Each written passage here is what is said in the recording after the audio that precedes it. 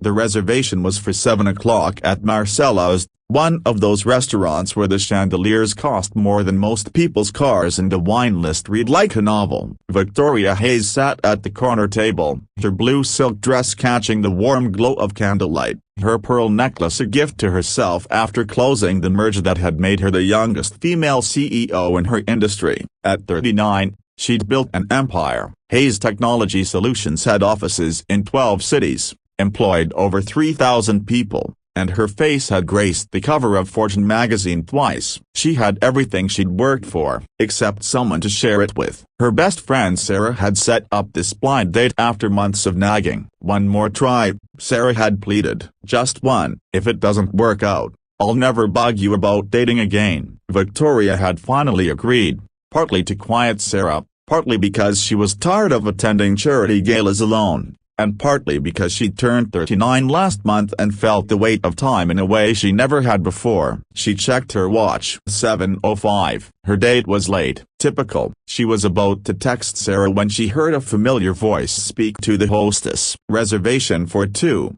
under Hayes." "I'm meeting someone." Victoria's head snapped up so fast her neck cracked. That voice. She knew that voice. It had been 20 years. But she would know it anywhere. And then he walked around the corner, and her heart simply stopped. James Peterson, older now, with silver threading through his dark hair at the temples, laugh lines around his eyes, wearing a navy blazer that fit him well but wasn't expensive. Still handsome, still carrying himself with that quiet confidence she remembered. Still the boy.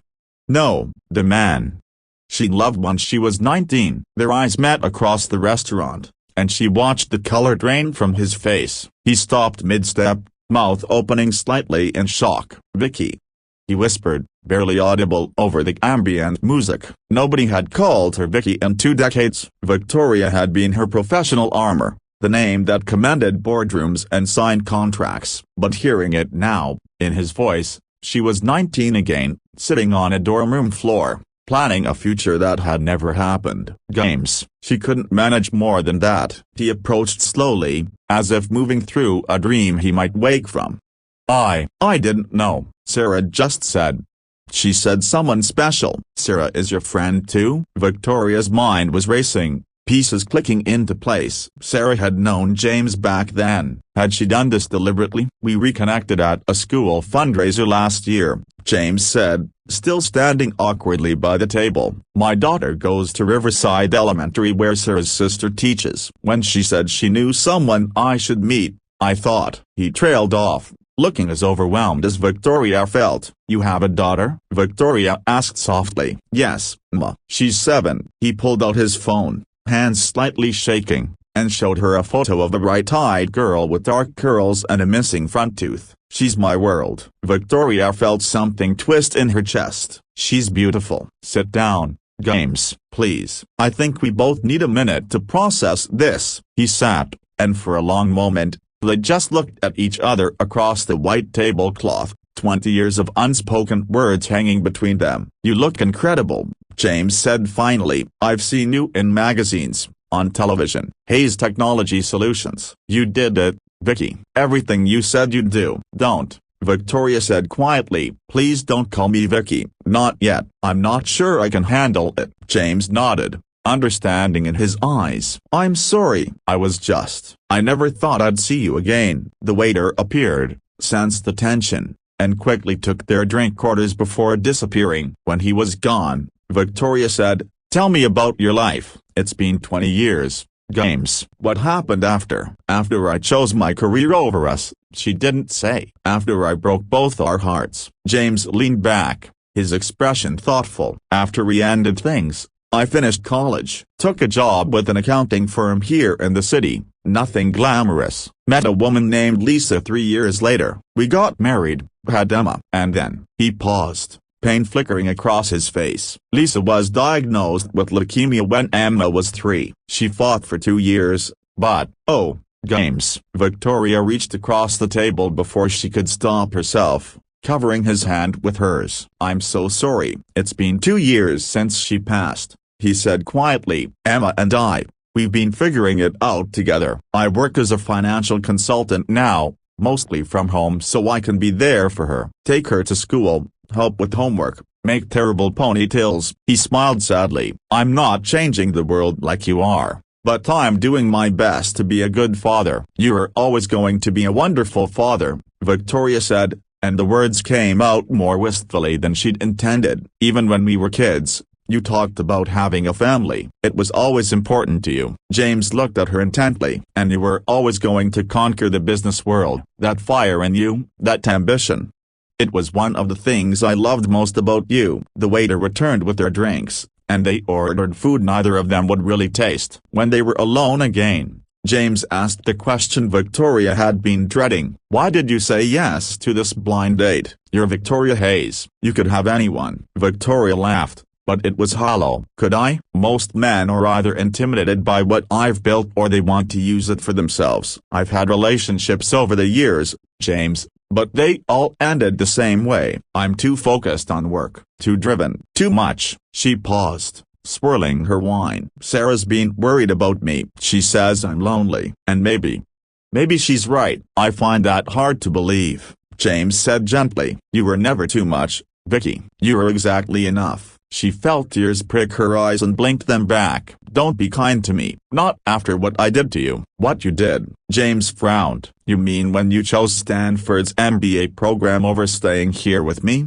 "I broke your heart," Victoria said, her voice cracking. "You asked me to stay. You said we could make it work, that you'd support my dreams here. But I wanted more. I wanted everything, and I chose my ambition over you." James was quiet for a long moment. Then he said, "You know what I realized years later? You didn't choose ambition over me. You chose yourself. And that wasn't wrong, Vicky. We were 19 and 20. We had no idea who we'd become. You asked me to marry you," Victoria whispered, the memory she'd buried for 2 decades finally surfacing. "The night before I left for Stanford, you had a ring." "And I said number." "A ring I bought with my student loan money," James said with a sad smile. "God, we were young. I thought if I could just make you promise forever, I wouldn't lose you. But I was asking you to choose between love and your dreams. That wasn't fair." Victoria wiped her eyes, not caring about her makeup anymore. "I've thought about you so many times over the years. Wondered what kind of life we might have had, if I made the right choice." "Did you?" James asked simply, "Looking at everything you've accomplished, everything you've built.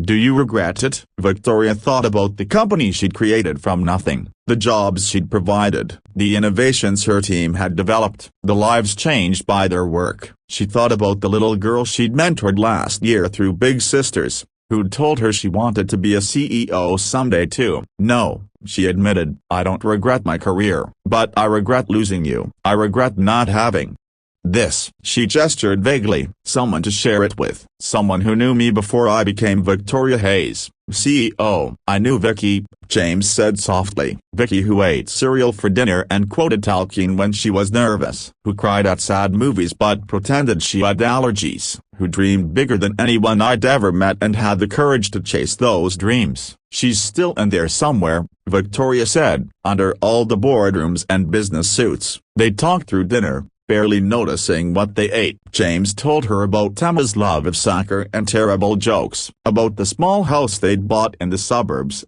nothing fancy but theirs, about learning to be both mother and father, and the terrifying, beautiful responsibility of raising a little girl alone. Victoria told him about the loneliness at the top, about making decisions that affected thousands of lives, about the satisfaction of building something meaningful but the emptiness of coming home to an empty penthouse. "Do you ever take time for yourself?" James asked. "Just for fun?" Victoria laughed. "What's fun? I have a team for that.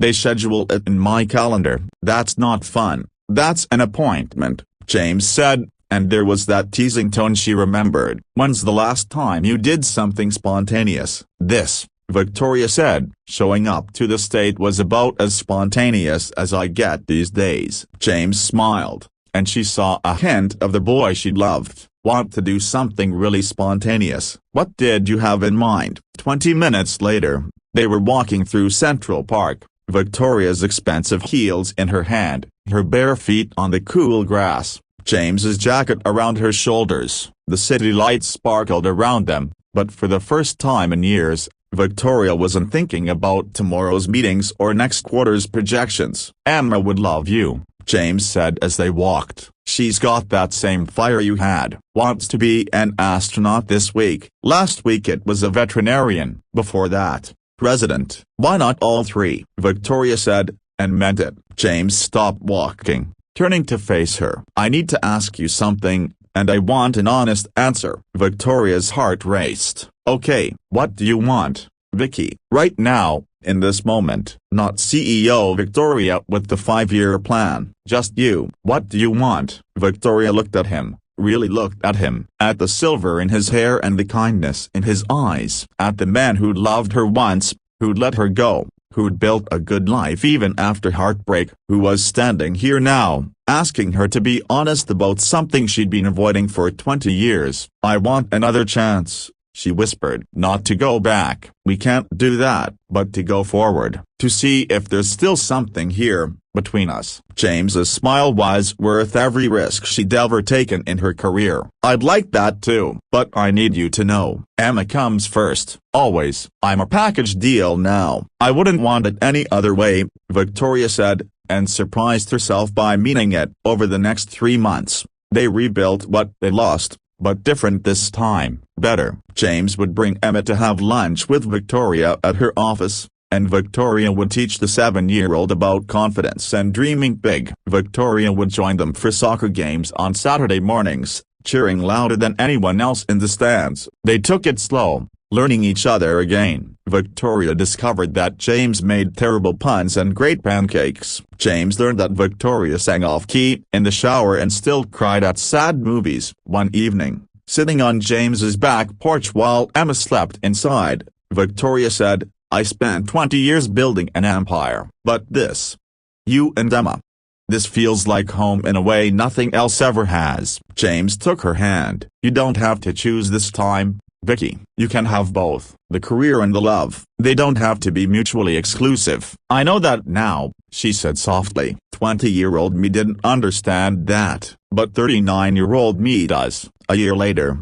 Victoria stood in that same backyard, wearing a simple white dress, while Emma walked down the aisle as flower girl, scattering petals with serious concentration. Sarah sat in the front row, crying and probably congratulating herself on the best blind date setup in history. As James took her hand and promised forever again, Victoria realized something. Sometimes the best journeys take us away from what we love, but if we're lucky and brave, they eventually lead us home. She'd conquered the business world, she'd built her empire, but this small ceremony in a suburban backyard, with the man who'd waited 20 years and the little girl who'd taught her that love multiplies rather than divides. This was the achievement that finally made her whole.